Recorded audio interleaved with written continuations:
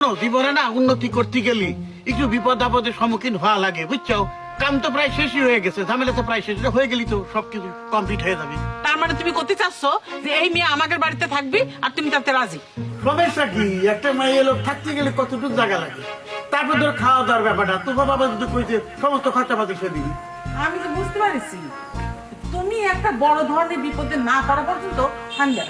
এই দেখো সবকিছু করার আগে তুমি খারাপটা চিন্তা করো, এটা আমার ভালো লাগে না। কালাম এই তুমি আমার একটা কথা উত্তর দাও তো, আমার মেয়েকে বানের পানিতে ভাসে আছে যে এত ক্যাসালের পরেও এই ছাওয়ালের সাথে তার বিয়ে দেওয়া লাগবে?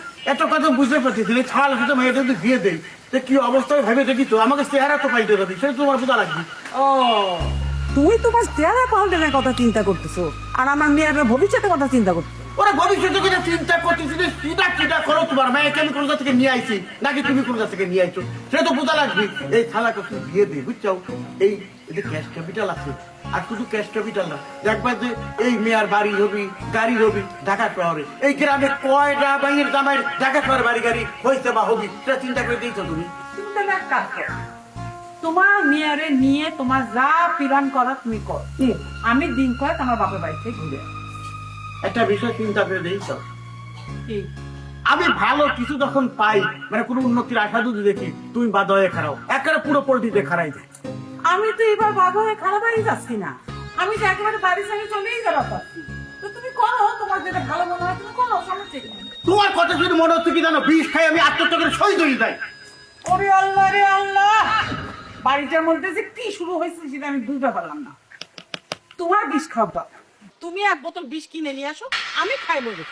আমার হেডের বুক লাগছে, নীলুফারে কইছে আরে কোকা বাদ দিবেন নাই, কিন্তু হিতিয়ে কইলো আনের অনুমতি ছাড়া আরে কোনো খাবার দাবার দন যাইতো না। আনে কিনে নীলুফারে কই দেন না আরে দুগা বাদ দিত। নুনুবার কল লাগবে কিছু জন্য, ভাত তোমার আমি দিচ্ছি, বুঝছো? ভালো করে ভাত খাইয়ে করবে, এই নাও ধরো। আব্বা আমি 100 টাকা দিয়ে কি করব? শুধু বাজারে চলে যাও, বাজারে যে 100 টাকার বিষ কিনবা, জায়গায় বসে খাবা। যদি দেখো যে অ্যাকশন হচ্ছে না, কোন রকমের কোনো প্রতিক্রিয়া হচ্ছে না, আমার ফোন দিবা, আবার টাকা পাঠাই দেবো। ফালতু কথা জানি কোন একটা। আব্বা আনে বুঝি আল্লাহ তামাশা করেন কোন ইয়ার কি করেন? আপনি কি আমার ছালানা সুমিন্দি, আপনার তো আমি তামাশা করবো, ইয়া কি করবো? হ্যাঁ ফাজিল করে কার? হ্যাঁ তুমি দেখলে না তোমার বাসাতে আমি কথা করছি, তোর এটা মিটিং করতেছি, আর তুমি তার মধ্যে খাওয়া ঢুকাই দিলে ব্যাককেল খনিকার। আব্বা আনের গো মিটিং তো গতকালে তুলে দেই গেল, আল্লাহ জানে কোন সময় আবার এই মিটিং মিছিলে রূপান্তরিত হবে। এই এত ফাও কথা কত কিছুর জন্য? হ্যাঁ গায়ে কলম তালা উঠে গেছে, ফাজিল করে কার।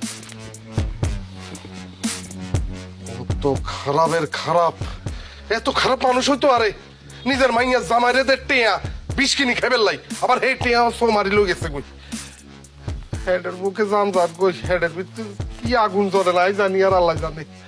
কি কামু কি আমি তো বুঝিয়েন না।